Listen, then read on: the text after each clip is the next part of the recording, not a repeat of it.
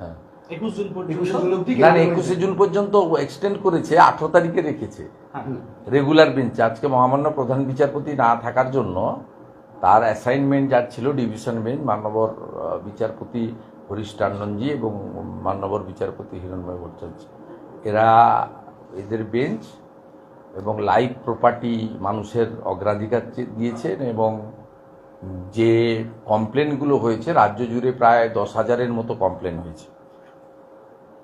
সবচেয়ে বেশি কমপ্লেন হয়েছে দক্ষিণ 24 পরগনা, উত্তর 24 পরগনা, কোচবিহার জেলায়। এর বাইরেও সমস্ত জেলায় কম বেশি কমপ্লেন রয়েছে। আপনার পশ্চিম মেদিনীপুর জেলা, বীরভূম জেলা, এরকম প্রচুর কমপ্লেন অভিযোগ অন্যান্য জেলাগুলোতেও আছে। এবং সব জায়গায় একটা থ্রেটনিং চলছিল যে 19 তারিখে কেন্দ্রীয় ফোর্স চলে গেলে তারপরে মৃত্যুর মিছিল হবে 21 সালের মতো, সরাসরি হুমকি দেওয়া হচ্ছিল। এবং সেই কারণে আমরা উদ্গ্রীব ছিলাম। আর কেন্দ্রীয় যে ফোর্স আছে এরা ইলেকশন কমিশনের অর্ডারে আছে, এবং যেহেতু ইলেকশন কমিশন অর্ডারটা এমসিসি চলাকালীনই দিয়েছিলেন, তাই 19 তারিখ ছিল লাস্ট। ইতিমধ্যে মুখ্যমন্ত্রী তারা যাতে বেরিয়ে যেতে চলে যেতে পারেন, সেই জন্য তিনি নবান্ন থেকে সরাসরি নির্দেশ দিয়েছিলেন স্কুল ছাড়তে হবে। স্কুলে থাকলেন কোন বাড়িতে থাকলেন সেটা নিয়ে তো আমাদের বিরোধী দলের বা বিরোধীদের মাথা ব্যথা বা জনগণের মাথা ব্যথা নয়। থাকার দায়িত্বটা রাজ্য সরকারের। তারা যেখানে খুশি রাখুন, স্কুলও চালু রাখুন, এটা নিয়ে কোনো সমস্যা নেই। কিন্তু এই যে ধমকিটা গোটা রাজ্য জুড়ে চলছিল যে 19 তারিখে কেন্দ্রীয় বাহিনী চলে যাবে, তারপরে আবার 21 সালের মতো আমাদেরকে বা পঞ্চায়েত নির্বাচনের মতো আবার ব্যাপকভাবে অত্যাচার আমরা করব। কেন্দ্রীয় বাহিনী থাকা অবস্থাতেই প্রায় 8-10 হাজারের বেশি কমপ্লেন হয়েছে। মেল করে থানা তো অনেক জায়গায় কমপ্লেন নেয়নি, পরে অবসরকালীন বিচারপতি মাননীয় কৌশিক চন্দ্রের বেঞ্চ ডিজিপির 2টো মেল আইডি দিয়ে বলেছিলেন কমপ্লেন করতে, তাতেও কয়েক হাজার কমপ্লেন নথিভুক্ত হয়েছে। এবং ভারতীয় জনতা পার্টির উদ্যোগে বিভিন্ন জায়গায় যে শেল্টার করা হয়েছে, তার মধ্যে আমি অনেকগুলো শেল্টার ইতিমধ্যে ভিজিট করেছি এবং পার্টির পক্ষ থেকে এবং আমি নিজেও ব্যক্তিগতভাবে তাদের লাইভলিহুডের জন্য পাশে দাঁড়ানোর ব্যবস্থা করেছি। আমি এরকম প্রায় 2,5-3 হাজার ঘর ছাড়া আক্রান্ত মানুষকে সেবাদান পর্যন্ত করেছি। তা সেক্ষেত্রে আজকে আমি বাধ্য হয়ে সোমবার দিন ফাইল করেছিলাম, অন্য অনেকে করেছিলেন। আবার একটা পিটিশনও ছিল যে স্কুল থেকে কেন্দ্রীয় বাহিনী সরিয়ে দেওয়া হোক। সে করতেই পারে যে কেউ। সব মিলিয়ে আজকে প্রধান বিচারপতি মহোদয়ের বেঞ্চে এটা 1 নম্বরে ছিল। তিনি না বসার জন্য তার যে অ্যাসাইনমেন্ট যিনি পেয়েছিলেন তিনি লিভ গ্র্যান্ট করেন, এবং তিনি এবং তার যে সহযোগী মাননীয় বিচারপতি ছিলেন তারা হিয়ারিং করার পরে তারা মানুষের প্রপার্টি, অ্যাসেট এটাকে অগ্রাধিকার দিয়ে 21 তারিখ পর্যন্ত সেন্ট্রাল ফোর্স থাকবে এক্সটেন্ড করেছেন। এবং 18 তারিখে রেগুলার বেঞ্চে এই মামলার হিয়ারিংয়ের জন্য বলেছেন। এবং সাথে সাথে যত অভিযোগ হয়েছে থানা স্তরে এবং ডিজিপি স্তরে ফিজিক্যালি বা মেলের দ্বারা, সমস্ত অভিযোগের একটা অ্যাকশন টেকেন রিপোর্ট এজিকে ডাইরেকশন দিয়েছেন জমা দেওয়ার জন্য। এবং এটা কন্টিনিউয়াস প্রসেসের মধ্যে থাকবে। আমরা চাই যে কেন্দ্রীয় নিরাপত্তা বাহিনী এখানে আরও বেশ কিছুদিন থাকুক এবং প্রত্যেকটা অভিযোগের তদন্ত সাপেক্ষে ব্যবস্থা নেওয়া হোক। এবং যারা বাড়ির বাইরে আছে, প্রায় 5-6 হাজার 7 হাজার মতো মানুষ বাড়ির বাইরে আছে, কেউ আত্মীয়র বাড়িতে, কেউ অন্য রাজ্যে, কিছু শেল্টার শিবিরে, বিভিন্ন জায়গায় ভারতীয় জনতা পার্টির কার্যালয় বা অন্যান্য জায়গায়, আশ্রমে অনেক জায়গায় আছেন, অতিথিশালায়, তারা যাতে নির্ভয়ে বাড়ি ফিরতে পারেন সেই ব্যবস্থা প্রশাসনের পক্ষ থেকে করা হোক, এটা আমরা চাইছি। এবং ভারতীয় জনতা পার্টির যারা জেলা স্তরে কার্যকর্তা আছেন বা যারা গত নির্বাচনে লড়েছিলেন, যাদের এলাকা সাফার করেছেন, তারা প্রত্যেকে চেষ্টা করছেন আমি রাজ্যের বিরোধী দলনেতা হিসেবে রাজ্যের শাসক দলের দ্বারা আক্রান্ত প্রত্যেকটা মানুষের পাশে দাঁড়ানোর আমার যেটুকু সীমাবদ্ধ ক্ষমতা আছে, অসীম ক্ষমতা নেই, তার মধ্যে আমি দাঁড়ানোর চেষ্টাও করেছি। আমি তাদের এলাকা পর্যবেক্ষণও করেছি, লিগ্যাল ব্যাটলও করেছি। ভবিষ্যতে সাংবিধানিক দায়িত্বে যারা আছেন তাদের কাছে নিয়েও আমি আক্রান্ত মানুষজনকে নিয়ে পৌঁছানোর চেষ্টা করব। একুশের পোস্টপল 21-এর যে বিধানসভা সেই একই কায়দায় তো দেখা যাচ্ছে, মানে সেম পোস্টপল ভায়োলেন্স। এবারে কায়দাটা একটু অন্যরকম। 21-এ 57 ডেথ হয়েছিল, এবারে ডেথ নেই, ইনজোর্ড প্রচুর, কিন্তু এবারে যেটা ভয়ঙ্করভাবে করা হয়েছে, বাজারে দোকানগুলো বন্ধ রাখা হয়েছে। ভারতীয় জনতা পার্টির সমর্থক বা যে বুথে ভোট পায়নি সেই বুথে এক কথায় বলা যেতে পারে হিন্দুদের দোকানগুলো বন্ধ রাখা হয়েছে, এবং মুসলিমদেরও আছে যারা আইএসএফ করেছেন বা বিজেপির সংখ্যালঘু মোর্চায় ছিলেন, এজেন্ট হয়েছেন, তারাও। আমাদের শিবিরগুলোতে অনেক মুসলিম লোকজনও আছে। এরা চাইছে যে রাজ্যের একটা বড় অংশে যাতে আগামী দিনে বিরোধীদের কোনো অস্তিত্ব না থাকে। এবারে যেটা করছে সেটা মধ্যযুগীয় বর্বরতার মতো। রেশন বন্ধ করেছে কয়েক হাজার লোকের, রেশন তুলতে দেয়নি এই সপ্তাহের রেশন। ইলেকট্রিকের লাইন কেটেছে, ট্রান্সফরমার ফেলে দিয়েছে, এরকম বেশ কয়েকটা গ্রাম পাড়া রয়েছে। আর টোটো অটো চালাতে দিচ্ছে না বিভিন্ন রুটে, এই টালিগঞ্জ যাদবপুর সহ এরকম 150-200 জায়গা থেকে আমরা কমপ্লেন পেয়েছি টোটো অটো চালাতে দিচ্ছে না। আর দোকান যদি বন্ধ হিসাব ধরেন তাহলে হিঙ্গলগঞ্জ থেকে শুরু করে, বাদুড়িয়া থেকে শুরু করে, কোচবিহারের তুফানগঞ্জের রামপুর বাজার থেকে, দিনহাটার বেশ কিছু জায়গা থেকে শুরু করে, সামগ্রিক ক্যানিংয়ের বেশ কিছু জায়গা, জয়নগর কুলতলির বেশ কিছু জায়গা, সব মিলিয়ে আপনার প্রায় 1,500-2 হাজার দোকানদারকে এখনো পর্যন্ত তাদের দোকান খুলতে দেওয়া হয়নি, ব্যবসা করতে দেওয়া হয়নি। এবং এই ঘটনা এই বিধাননগরে আমি বসে আছি, পাশেই ভাঙড়ের চন্দনেশ্বরে, এটা কলকাতা পুলিশের আওতাধীন, সেখানে এমনকি একজন কুয়াক ডাক্তারের তার ডিসপেন্সারি বন্ধ করা হয়েছে, তার ওষুধ দোকানও পর্যন্ত বন্ধ করে রাখা হয়েছে। বলছি, মানিকতলা বিধানসভার উপনির্বাচনে মমতা বন্দ্যোপাধ্যায় নবান্নে বসে প্রার্থী ঘোষণা করলেন। যাকে প্রার্থী করা হলো তার মেয়ে শ্রেয়া পাণ্ডে, তিনি অনেকটা অভিমানী, মা কেন প্রার্থী হলেন সেটা নিয়ে। এই দ্বন্দ্বটা কি ভোট বাক্সে প্রভাব ফেলবে? না, আমি এটা নিয়ে কোনো মন্তব্য করব না। ওটা কমপ্লিটলি তৃণমূল কংগ্রেসের নিজস্ব ব্যাপার, কাকে প্রার্থী করবেন আমি এটা নিয়ে মন্তব্য করতে যাব না। কিন্তু নবান্নে বসে দলীয় তিনি এটা করেন, এটা করার পরেও তিনি 45% ভোট পেয়েছেন, আমরা 39% ভোট পেয়েছি। পশ্চিমবাংলার একটা বড় অংশের লোক এটা মেনে নিয়েছে, অসুবিধা কি আছে। তিনি এটা আজকে নতুন নয়। আমি যখন মৌসুম বেনজির নূরকে নিয়ে এসেছিলাম জয়েন করাতে, দেখা করাতে, বললাম আমি এখানে জয়েন করিয়ে দিচ্ছি, আমি ছিলাম সাক্ষী। আমাকে দায়িত্ব দেওয়া হয়েছিল মৌসুমকে জয়েন করানো।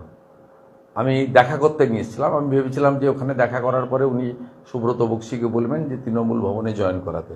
উনি আমার সামনেই বললেন যে আমি এখানেই জয়েন করিয়ে দিচ্ছি।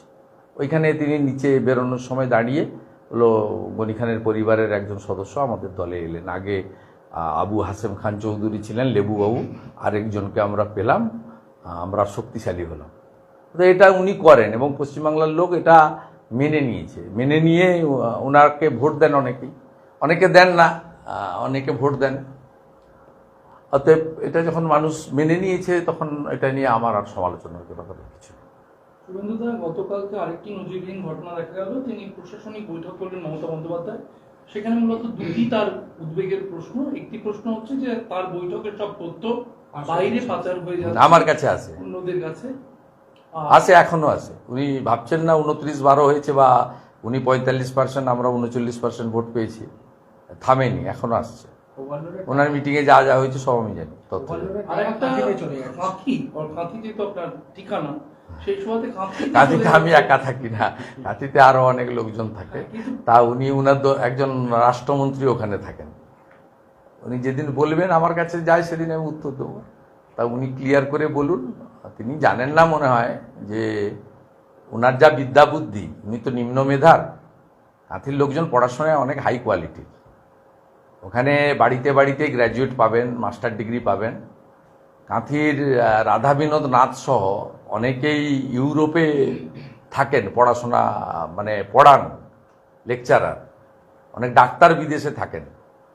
তা আপনার কাঁথির কাছে একজনের বাড়ি আছে, দেশপ্রাণ বীরেন্দ্রনাথ শাসমল, যিনি কংগ্রেস অধিবেশনে অপমানিত হয়েছিলেন, খালি পায়ে বেরিয়ে গিয়ে অবিভক্ত পরগনা, অবিভক্ত মেদিনীপুরে ট্যাক্স বিরোধী বন্ধ আন্দোলন করেছিলেন। এবং একমাত্র হিন্দু মানুষ, মানে হিন্দুদের প্রথা আছে তো, মানে বৈষ্ণব ছাড়া অন্যদের দাহ করতে হয়, ওনাকে দাঁড় করিয়ে পোড়ানো হয়েছিল। উনার নামে আপনার কলকাতার রাস্তাও আছে, দেশপ্রাণ শ্বাসমূল রোড। অর্থাৎ তিনি শুভেন্দু অধিকারীকে আক্রমণ করতে পারেন, কারণ তিনি আমার কাছে হেরেছেন, যন্ত্রণা আছে। 1956টা বেড়ে 8,000-এর কাছাকাছি গেছে। তারপরে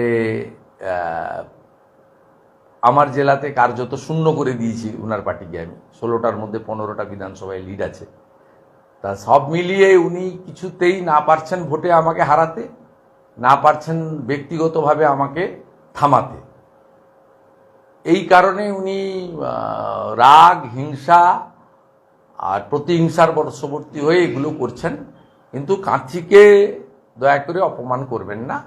কাঁথি লবণ সত্যাগ্রহের জায়গা, কাঁথিতে পিছাবনি আছে, যে জায়গাটা আপনি ভূমি রাজস্ব দপ্তরের রেকর্ডে পাবেন না, কারণ ওখানে আন্দোলনকারীরা পিছায়নি, ব্রিটিশ পিছিয়ে গেছিল, তাই জন্য নাম হয়েছিল পিছাবনি। মমতা ব্যানার্জির পরিবারের কেউ স্বাধীনতা আন্দোলনে অংশগ্রহণও করেননি, জেলও খাটেননি। আমার পরিবারের বিপিন অধিকারী স্বাধীনতা সংগ্রামে আন্দোলনে ছিলেন এবং ব্রিটিশের জেলও খেটেছেন। উনার রাজনৈতিক জীবনের অনেক আগে আমার পিতৃদেব শিশির অধিকারী 70 সাল থেকে ভোটে জিতছেন, 82 সাল থেকে বিধায়ক।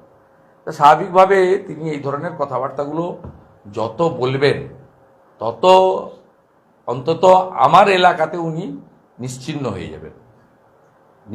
হয়ে যাবেন এবং মানুষ তত বেশি করে আমার সঙ্গে থাকবেন। আমি ওনাকে ধন্যবাদ জানাবো যে উনি হলদিয়ায় গিয়ে আমাকে আক্রমণ করেছিলেন, তাই হলদিয়ায় 21,000 ভোটে ওনার প্রার্থী হেরেছেন। ওনাকে আমি ধন্যবাদ জানাবো। উনি কাঁথি শহরে হেঁটেছিলেন, সেই জন্য কাঁথি শহরের প্রায় সব ওয়ার্ডে বিজেপি প্রার্থী এগিয়ে আছে এবং দক্ষিণ কাঁথি বিধানসভা কেন্দ্রে প্রায় 20,000 লিড বিজেপি পেয়েছেন। আমি ওনাকে বলবো বারে বারে আপনি আসুন এবং আমাকে আক্রমণ করুন। এতে আমার ভোট ব্যাংক আমার এলাকায় বা আমার নির্বাচক মণ্ডলী আরও বেশি করে আমার সঙ্গে এগিয়ে আসবে। সুন্দরবাবু, কেন্দ্রীয় বাহিনী থাকার আজকে যে হাইকোর্ট থেকে একটি এক্সটেনশন পাওয়া গেল, সেই দিনকেই দেখা যাচ্ছে জগন্নাথ সরকার, আপনাদের রানাঘাটের বিজেপি প্রার্থী, তিনি বলছেন কেন্দ্রীয় বাহিনীর ভূমিকা নিয়ে প্রশ্ন তুলছেন। ভোটে তাদের সঙ্গে তৃণমূলের যোগসাজশ ছিল, এরকম অভিযোগ করছেন জগন্নাথ সরকার। আমি তো কারোর সম্পর্কে মন্তব্য করি না। আপনারা অনেক সময় চালিয়ে দেন আমি অমুক লোককে ইঙ্গিত করে বললাম, তমুক লোককে ইঙ্গিত করে বললাম। আমি দলের ভিতরে কোনো কথা প্রকাশ্যে বলি না। আমি খুব ডিসিপ্লিন লোক। আমি কলেজ লাইফে এনএসএস করেছি, আমি কংগ্রেস করেছি যখন, তখনও কংগ্রেসের কথা বাইরে বলিনি। কংগ্রেসে উপদল চলে, আপনারা জানেন। আমি তৃণমূল যতদিন করেছি, কোনো দিন আমার ভাইপো এত হাত ধুয়ে আমার পিছনে লেগে থাকতো, মুকুল রায় লেগে থাকতো, তা আমি কোনো দিন প্রকাশ্যে একটা কথাও কোনো দিন বলিনি। আমি ভারতীয় জনতা পার্টি করি, তাতে সবাই আমাকে পুরস্কার দেয় না, কেউ তিরস্কারও দিতে পারেন, অনেক অনেক কিছু পোস্টও করতে পারেন, তির্যক মন্তব্য করতে পারেন। ভালো হলে নিজেদের ক্রেডিট দেন, খারাপ হলে আমার ঘাড়ে চাপান। কিন্তু আমি কখনোই আমার দলের অভ্যন্তরীণ বিষয় বাইরে বলতে চাই না। কেন্দ্রীয় বাহিনী এসেছিল নির্বাচন কমিশনের অর্ডারে এবং তাদের স্বতন্ত্র ভূমিকা এখানে ছিল না। তারা নিয়ন্ত্রণ ছিলেন রাজ্য পুলিশের হাতে। স্বাভাবিকভাবে কেন্দ্রীয় বাহিনীর অন্য সময়ে আসা, যেটা উত্তর পূর্বাঞ্চলে স্পেশাল অ্যাক্ট ছিল, যে একটা পরে উঠে যায় আবার পরে মণিপুরে সেটা চালু হয়েছে, সেই অ্যাক্টের আওতায় বা কাশ্মীরে যে পাওয়ারটা ছিল, সেই পাওয়ারটা তো এখানে কেন্দ্রীয় বাহিনীর হাতে ছিল না। কেন্দ্রীয় বাহিনীর কিওয়ার্ডটিও নিয়ন্ত্রণ করেছে রাজ্য পুলিশের লোকেরা। তাই আমি আমার সম্মানীয় কলিগ, আমাদের ভারতীয় জনতা পার্টির মধ্যে সবচেয়ে হাইয়েস্ট ভোটে জিতেছেন 1,84,000 ভোটে, এবং বিশিষ্ট শিক্ষক সম্মানীয় জগন্নাথ সরকারের কোনো মন্তব্য নিয়ে সংবাদ মাধ্যমের কাছে আমি কোনো মন্তব্য করব না। আমি নিজেও আমার কিছু বলার থাকলে আমার ফোরাম আছে, সেখানে আমি বলি, এবং আমার সে বলার সুযোগ রয়েছে। কারো মাধ্যমে যেতে হয় না, সরাসরি বলার সুযোগ রয়েছে। তাই আমি প্রকাশ্যে এসবের মধ্যে নেই। উপনির্বাচনের প্রস্তুতি, যেহেতু 10ই জুলাই উপনির্বাচন এবং তৃণমূলের তরফে প্রার্থী নাম প্রায় ঘোষণা করে দেওয়া হচ্ছে, সেই সময় দাঁড়িয়ে আপনারা যেহেতু প্রধান বিরোধী দল, রাজ্য সভাপতিকে কেন্দ্রীয় মন্ত্রী করে দেওয়া হয়েছে, রাজ্য বিজেপি কতটা প্রস্তুত এই চার? আমি এটা নিয়ে একদমই কোনো মন্তব্য করব না। তার কারণ আপনাদের একটা জিনিস ভুল হচ্ছে, যে প্রার্থী নির্বাচন প্রচার কৌশল এই সবটাই কিন্তু সংগঠন তৈরি করে। ভারতীয় জনতা পার্টিতে সংগঠনের একটা সিস্টেম রয়েছে। আমি রাজ্যের কোর কমিটির সদস্য, 15 জন না 18 জন আছে। সেই কোর কমিটির মিটিংয়ে যদি ডাকে, সেখানে যদি আমাকে কিছু বলতে বলা হয় বা আমি মনে করি যে বলবো বা সাইলেন্ট থাকবো, অনেক সময় সাইলেন্ট থাকি, আর অনেক সময় বলার যদি প্রয়োজন মনে করে বলি, আবার জিজ্ঞেস করলেও নির্বাক থাকি না, উত্তর দেওয়ার চেষ্টা করি। তা সেখানেই বলবো, কিন্তু আমি এটা নিয়ে সামগ্রিকভাবে পার্টিকে প্রতিনিধিত্ব করি না, সংগঠন করে। এটা নিয়ে জানতে গেলে আমাদের প্রধান মুখপাত্র শ্রমিক ভট্টাচার্যের কাছ থেকে জানতে হবে, যিনি প্রত্যেক দিন সাংবাদিকদের সামনে থাকেন। এটা নিয়ে জানতে গেলে কনসার্নিং জেলার যারা সভাপতিরা রয়েছেন তাদের কাছ থেকে জানতে হবে। আমার কাছে এবারে আমার রোলটা কি হবে, 4 জায়গায় প্রার্থী হওয়ার পরে পার্টির স্টেট অফিস থেকে প্রচারের জন্য যদি আমাকে বলে, আমি আমার নিজের গাড়িতে, আমি তো সরকারি গাড়ি চড়ি না, আর পার্টি থেকেও তেল নিই না, আমি নিজে তেল ভরে আমার বাড়ির পয়সায়, পেট্রোল পাম্পটা আছে, কয়েক লক্ষ টাকা রোজগার আছে, বৈধ রোজগার, সেই তেল ঢুকিয়ে আমি যাবো। আর যদি রায়গঞ্জে প্রচারে যেতে হয়, ফিরতে পারবো না, ওখানে থাকতে হবে, তাহলে মালদাতে হোটেল ভাড়াটাও আমি নিজে পেমেন্ট করে থাকবো। এবং যেখানে যেখানে আমাকে প্রচার করতে বলা হয় আমি সেখানে প্রচারে যাই। সংগঠিত করার কাজটা আমার নয়, কেবলমাত্র আমার জেলাতে পার্টির সংগঠনের লোকেরা তারা রাজ্যের নির্দেশিকাও যেমন পালন করেন, আমার পরামর্শটাও মেনে চলেন। এর বাইরে সাংগঠনিক ব্যাপারে আমি কোনোদিন হস্তক্ষেপ করি না, ভবিষ্যতেও করার কোনো ইচ্ছা নেই। অভিষেক বন্দ্যোপাধ্যায় সাময়িকভাবে রাজনীতি থেকে বিরতি নিয়েছেন। অনেকে বলছেন মানিকতলার উপনির্বাচনের প্রার্থী কে হবেন তা নিয়ে দ্বন্দ্ব মমতা বন্দ্যোপাধ্যায়ের সঙ্গে। এটা ওনার ব্যক্তিগত ব্যাপার। আমি কেউ, ধরুন আমারও যদি কোনো এতদিন কন্টিনিউয়াস প্রচার করলাম, আমারও যদি মনে হয় যে 2 দিন আমি বেড়াতে, তো আমি যাই না, আমার নিজস্ব কোনো কাজ আছে বা আমি কোথাও একটা যাব, আমি সনাতনে বিশ্বাস করি, কোনো মন্দিরে পুজো দিতে গেলাম, উড়িষ্যাতে এতদিন পরে সরকার হয়েছে, জগন্নাথ দেবের দর্শন করতে গেলাম, সেটা তো আমি বলে যেতে পারি। উনি সোশ্যাল মাধ্যমকে এখন সবাই ব্যবহার করেন, উনি করেছেন, ওনার ওটা ব্যক্তিগত সিদ্ধান্ত। আমার এটা নিয়ে কোনো মন্তব্য করা ঠিক হবে না, আর কাল্পনিক প্রশ্নেও আমি যাব না। আমাকে যা বলতে হবে সবটাই আন্দাজ করে বলা উচিত না। ওনাদের মধ্যে কি হচ্ছে, কেন তিনি বিশ্রাম, মানে লাগাতার প্রচার হয়তো করেছেন, ভোট সামলেছেন, তার জন্য উনি যাচ্ছেন, না ওনার চোখে একটা সমস্যা আছে সেটার জন্য চিকিৎসার জন্য যাচ্ছেন, না কিছুটা বিরতি নিচ্ছেন, আবার নতুন করে ভাববেন, না অন্য কিছু, এগুলো যেটাই আমি বলি না কেন এটা আন্দাজে বলা হবে, এর কোনো প্রামাণ্য যুক্তি আমার কাছে থাকবে না। তাই কারো ব্যক্তিগত বিষয়ে মন্তব্য করা ঠিক। সুরেন্দ্রবাবু যে কথা বলছেন যে কলকাতার বিভিন্ন আবাসনে কোথাও দেখা গেছিল অটো মিছিল, কোথাও দেখা গেছিল আবর্জনা ফেলে দেওয়া হচ্ছিল গেটে। মুখ্যমন্ত্রীর নির্দেশে ক্ষমা চাইলেন কাউন্সিলর, অটো নিয়ে আবাসনের ভেতর বিজয় মিছিল করায়। এই যে একবার বিজয় মিছিল করা হলো অটো নিয়ে আবাসনের মধ্যে, এবার আবার মুখ্যমন্ত্রীর নির্দেশে ক্ষমা চাওয়া হলো, কিভাবে দেখছেন এটা? না, এটা মুখ্যমন্ত্রীর প্রশ্রয় হয়েছে, কারণ মুখ্যমন্ত্রী এই কালচারটা 2013 সাল থেকে শুরু করেন। 11 সালে মুখ্যমন্ত্রীর ভূমিকা যথেষ্ট ইতিবাচক ছিল, আমি ওনার সহযোগী ছিলাম, আমি প্রচারক ছিলাম। 2011 সালে মাননীয় মুখ্যমন্ত্রীর পরে সবচেয়ে বেশি সভা আমি করেছিলাম 11 সালের বিধানসভা ভোটে। আমি সেই সময়ে মাননীয় মুখ্যমন্ত্রীকে পরিষ্কার, আমি মহাকরণে তখন তিনি বসতেন, বলতে শুনেছি, এবং আমাদেরকেও তিনি বলেছেন যে একটা বড় অংশের মানুষ বামফ্রন্টকে ভোট দিয়েছে, তাদেরকে আমাদের পক্ষে আনতে হবে। তাই আমরা যেটা বলেছি, বদলা নয় বদল চাই, সেটা করতে হবে। কিন্তু 13 সালে আমি নিজে দেখেছিলাম, যখন বিজ্ঞান ভবনে আমাদের অর্থ কমিশনের সভায় গেটে যখন ভাই ঋতব্রতর নেতৃত্বে হামলা হলো মুখ্যমন্ত্রীর উপরে, অমিত মিত্রর উপরে, সুব্রত মুখার্জির উপরে, সেই সময় সেই রাত্রেই নির্দেশ এসেছিল সমস্ত পার্টি অফিস ভেঙে গুড়িয়ে দেওয়ার সিপিএমের। এক রাত্রে 3,500 পার্টি অফিস ভেঙে গুড়িয়ে দেওয়া হয়েছিল। এবং 13 সাল থেকে সমানে এই কালচারটা চলছে, এবং বিরোধীদের জব্দ করো, বিরোধীদেরকে হেনস্থা করো, যত রকম পারো করো, এবং 21 সালের পরে লাগাতার 1 বছর আমার বাড়ি আক্রান্ত হয়েছে, যেখানে আমি সপ্তাহে 1-2 দিন থাকি কিনা, মানে নাইট স্টে করার জন্য রাতে থাকি কিনা খুব সন্দেহ আছে, সেটা আক্রান্ত হয়েছে।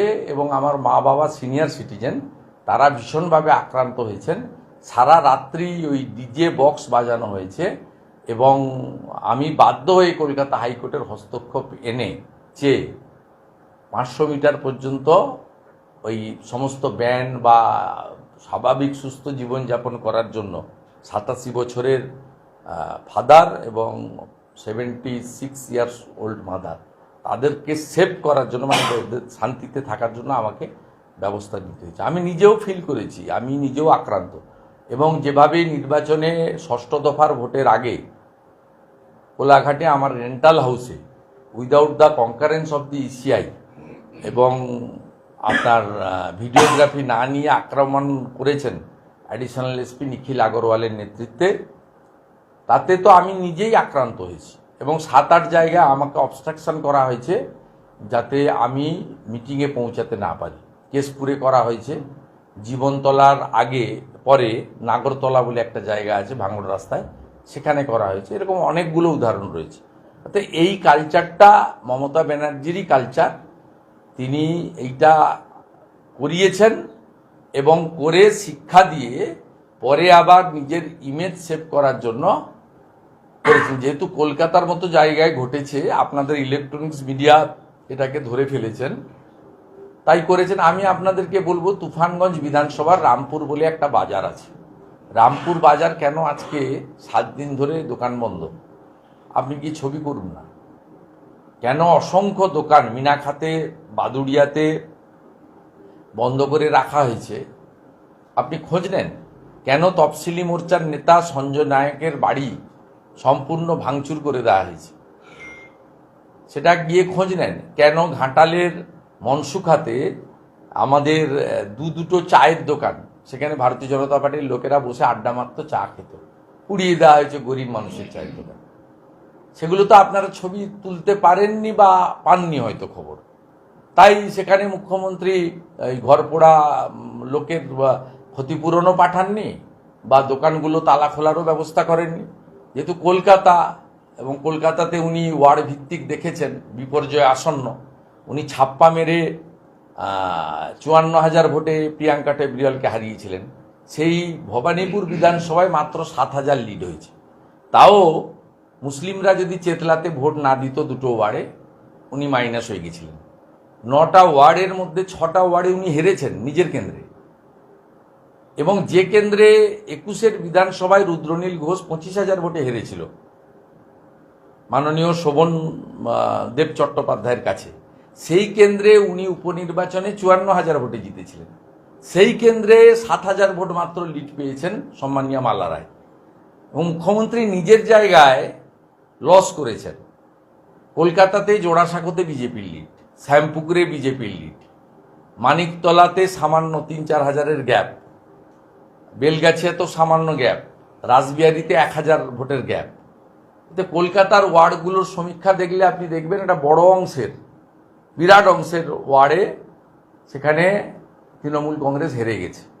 এবং গোটা রাজ্যে পৌরসভার হিসাব যদি দেখেন, আরবান এলাকা যেখানে মমতা ব্যানার্জির মিসরুল এবং করাপশান আর আনএমপ্লয়মেন্টটা সবচেয়ে বড় ইস্যু হয়েছে, 65টা পুরসভাতে তৃণমূল কংগ্রেস হেরেছে, যেখানে তাদের চেয়ারম্যান, তাদের কর্পোরেশনের মেয়র।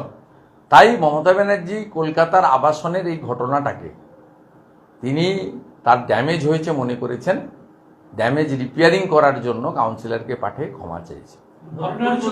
ভোটের পরিসংখ্যানে রাজ্যের আপনার প্রায় 70টিরও বেশি বিধানসভা, সেখানেও তো দেখা যাচ্ছে না 90টা, মানে 70টির ওপর, প্রায় 90। আমরা প্রায় 20-25 লক্ষ ছাপ্পা হয়েছে। আর মুসলিম ভোটের শতকরা 95% তৃণমূল কংগ্রেসকে ভোট দিয়েছে। ইমাম সাহেবরা মাঠে নেমেছিলেন এবং মুর্শিদাবাদে তো কোথাও কোথাও ধর্মীয় স্থান থেকেও মাইকে বলে ভোট করানো হয়েছে সংগঠিতভাবে। তারপরেও ভারতীয় জনতা পার্টির সঙ্গে কোনো তফাৎ নেই, 2,35,00,000 আর 2,75,00,000। আর এই যে গ্যাপটা আছে মাঝখানে, এই গ্যাপের মধ্যে শুধু ডায়মন্ড হারবারেই ছাপ্পা দেওয়া হয়েছে 10 লক্ষের বেশি ভোট, কেশপুরে ছাপ্পা দেওয়া হয়েছে 1.5 লক্ষের বেশি ভোট। ক্যানিং পূর্ব, ক্যানিং পশ্চিম, ভাঙড়ে অন্তত 3 লক্ষ ভোট ছাপ্পা মারা হয়েছে।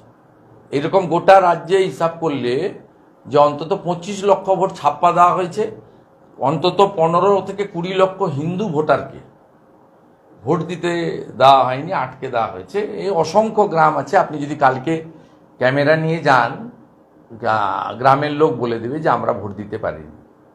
অর্থাৎ স্বাভাবিকভাবে সামগ্রিকভাবে ভোটের সংখ্যার নিরিখে, ভোটের পার্সেন্টেজের নিরিখে খুব একটা তফাৎ তৃণমূল কংগ্রেসের সঙ্গে নেই।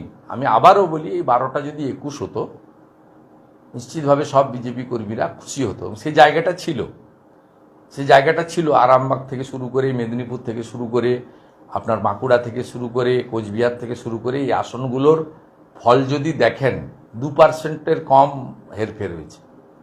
এরপরে যদি বিধানসভা ভিত্তিক হিসাব করেন, 90টা বিধানসভাতে ক্লিয়ার লিড আছে বিজেপির। আরও 15টা বিধানসভাতে 2000-এর কম মার্জিনে বিজেপি হেরেছে। 146টা বিধানসভা থেকে বিজেপি 40% ভোট পেয়েছে, তৃণমূল কংগ্রেস 42%-এরও কম পেয়েছে। মানে 1.5%-এর ডিফারেন্স রয়েছে 146 অ্যাসেম্বলিতে, এত কাণ্ড করার পরেও। আপনার প্রতিবেশী বিধানসভার যিনি বিধায়ক সোহম চক্রবর্তী, অভিনেতা হিসেবে তিনি খ্যাতি অর্জন করেছিলেন, বিধায়ক হিসেবে করেছিলেন, এখন নিউ টাউনে তিনি অত্যন্ত গৌরিত অপরাধ করেছে। আজই কোর্টে যেতে হলো সেই রেস্তোরাঁ মালিককে। গৌরিত অপরাধ করেছে, জামিন অযোগ্য ধারায় গ্রেপ্তার করা উচিত। কারণ তর্কাতর্কি ঠেলাঠেলি পর্যায়ে যায়নি। এটাকে আপনার যেটাকে বলে সিম্পল ইঞ্জুরি বলা যায় না। যেভাবে মেরেছেন লোকটাকে, এটা ওর লোকটার মৃত্যু হতে পারত। It's a attempt to murder, 307 লাগানোর মতো কেস। এবং এর উইটনেস দরকার নেই, একদম ভিডিও ফুটেজে ক্লিয়ার আছে। পুলিশ তো করবে, পুলিশই তো তৃণমূলকে এখানে রেখেছে। আমার হয়ে গেছে ভাই, আমার আরেকটা মিটিং আছে। একটা ইনফরমেশন শুধু দিয়ে দিই, আমরা কয়েকটা ইলেকশন পিটিশন করছি। আমি বলেছিলাম আপনাদের বুধবার দিন জানাবো, আজকে বুধবার জানিয়ে দিচ্ছি। আমরা আগামী সপ্তাহে সোমবার কোর্ট বন্ধ আছে, মঙ্গল বুধবারই ফাইল করছি। হিরণময় চট্টোপাধ্যায় ঘাটালে তিনি ইলেকশন পিটিশন করছেন 1951 সনে পিপুলস অ্যাক্ট দিয়ে। ওই ওনার কেশপুর এবং সবঙ্গের উনি প্রচুর তথ্য রিপোর্ট ইত্যাদি দিয়ে ইলেকশন পিটিশন করছেন। এবং তৃণমূল শুনে রাখুন, এই ইলেকশন পিটিশনটা 4-5 বছর ধরে ঝুলবে না, 6 মাসের মধ্যে যাতে ডিসপোজ অফ হয় সেই ব্যবস্থা আমরা করছি। রেখা পাত্র মহোদয়া করছেন ইলেকশন পিটিশন, কারণ যে আইনে দেবাশিস ধরের নমিনেশন বাতিল করেছেন, সেই একই আইনে হাজি নুরুলের বাতিল হওয়ার কথা। আমরা প্রপারলি অবজেকশন দিয়েছি, অবজেকশন ওভাররুল করা হয়েছে, এন্টারটেন করা হয়নি। তাই হাজি নুরুলের নমিনেশন বাতিল করার জন্য আমরা রেখা পাত্র মহোদয়া করছেন। অভিজিৎ দাস ববি ডায়মন্ড হারবার, তিনিও সিসিটিভি ওয়েবকাস্টিং সিসিটিভি ফুটেজ তার সেন্ট্রাল ফরেন্সিক ল্যাবে তদন্ত, এবং তদন্ত রিপোর্ট যদি পক্ষে আসে এন্টায়ার ইলেকশন প্রসেস বাতিল করে সিবিআই ইনভেস্টিগেশন করার জন্য তিনি ইলেকশন পিটিশন করছেন। আর ইলেকশন পিটিশন করছেন ডাক্তার অশোক কান্ডারি। এই 4টা ইলেকশন পিটিশন মঙ্গল বুধবার দিনই কলকাতা হাইকোর্টে ফাইল করার সিদ্ধান্ত হয়েছে। এক্ষুনি আমি প্রার্থীদের সঙ্গে মিটিং করেছি। সাথে সাথে আরেকটা বিষয় আমাদের নোটিশে এসছে, আমি শনিবার দিন কোচবিহার যাব, ফিরে এসে আপনাদের তথ্য আরও দিতে পারবো। 18 রাউন্ড পর্যন্ত মাননীয় নিশীথ প্রামাণিক এগিয়েছিলেন, 19-20 রাউন্ডে তাকে হারিয়ে দেওয়া হয়েছে। এবং খুব আশ্চর্য হয়ে যাবেন, যেটা কোনো এই জয় পরাজয় দিল্লির সরকার রাজ্যের ফল নিয়ে আপনারা সবাই ব্যস্ত হয়ে গেছিলেন, আমরাও ব্যস্ত হয়ে গেছিলাম, সবাই মিলে ওভারলুক করে গেছি আমরা। সেটা হচ্ছে ইভিএমের যে নম্বর, সেই নাম্বারের সঙ্গে 17C ফর্মের নাম্বার কোচবিহারে 19 এবং 20 রাউন্ডে মেলেনি। এবং এর জন্য যারা প্রতিবাদ করেছিলেন, ভারতীয় জনতা পার্টি 2 জন গণনা এজেন্টকে হলের মধ্য থেকে গণনা শেষ হওয়ার আগে জেলা শাসকের নির্দেশে পুলিশ গ্রেপ্তার করে। তারা 5 দিন জেল খেটে গত পরশুদিন বেল পেয়েছেন। আমরা কোচবিহারের বিষয়টাও খোঁজ খবর নিচ্ছি, যেহেতু 30 দিনের মধ্যে ইলেকশন পিটিশন করতে হয়, আমাদের হাতে কিছুটা সময় আছে। আপাতত 4টি ইলেকশন পিটিশন মঙ্গল বুধবারের মধ্যে হাইকোর্টে হচ্ছে। আর কোচবিহারের ব্যাপারেও আমরা যে তথ্যগুলো পেয়েছি, এই তথ্য সমর্থনে কাগজপত্র ডকুমেন্ট জোগাড় করে সেটা নিয়েও আমরা যাব। ইভিএমের নাম্বারের সঙ্গে প্রিজাইডিং অফিসারের দেওয়া 17C ফর্মের নাম্বার বহু বহু ইভিএমে কোচবিহারে মেলেনি, এটা রাজ্যের হয়তো অন্য জায়গায় হয়েছে। তাই এইটা নিয়ে আমরা এবং প্রতিবাদকারী গণনা এজেন্টকে গণনা কেন্দ্র থেকে জেলা শাসকের নির্দেশে পুলিশ গ্রেপ্তার করেছে হল থেকে, বিফোর কাউন্টিং। এটা করতে পারেন না।